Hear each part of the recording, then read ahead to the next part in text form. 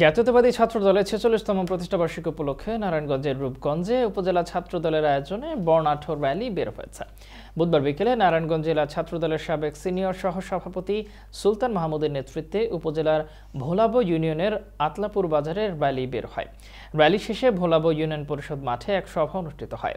সভায় বক্তব্য রাখেন বিএনপির কেন্দ্রীয় নির্বাহী কমিটির সদস্য কাজী মনিরুজ্জামান মনির, জেলা যুব দলের সাবেক সভাপতি মোশাররফ হোসেন, জেলা স্বেচ্ছাসেবক দলের আহ্বায়ক মাহবুবুর রহমান, উপজেলা যুবদল নেতা আবু মোহাম্মদ মাসুম সহ অনেকেই।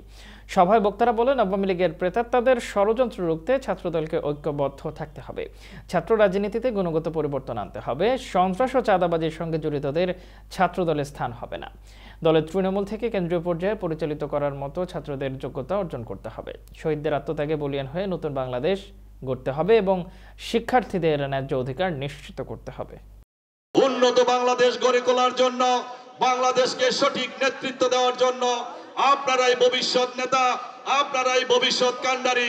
সুতরাং আপনারা আপনাদের প্রাতিষ্ঠানিক শিক্ষা অবলম্বন করে, শিক্ষা গ্রহণ করে আপনারা আপনাদের নেতৃত্ব ধরে রাখবেন। তাই আজকে আমি বলতে চাই, আপনারা যারা আজকে আমার সামনে বসে আছেন, আপনারা যারা আমার ডানে বামে আছেন, এই প্রজন্মের এই তরুণ যুবকরা, আপনাদের নেতৃত্বে কিন্তু স্বাধীনতা, সেই পঙ্কিলতা, স্বাধীনতার উপরে যে কলঙ্ক লেপন করা হয়েছিল সেই কলঙ্ক আপনারা বুঝেছেন।